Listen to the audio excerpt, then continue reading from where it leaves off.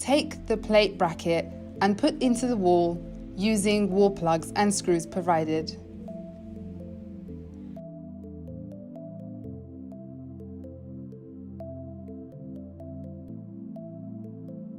Before putting the base onto the wall, put the flat, thicker screw the opposite way round.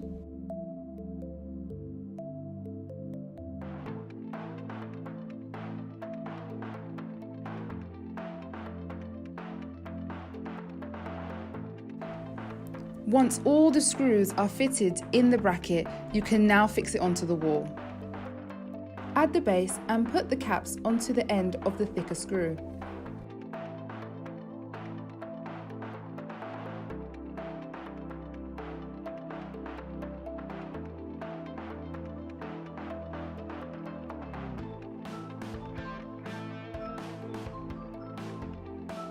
Now the base and arm is both fixed to the wall.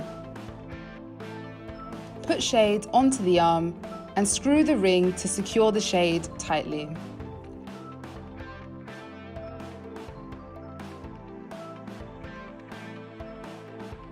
Your wall light is now ready for your bulb.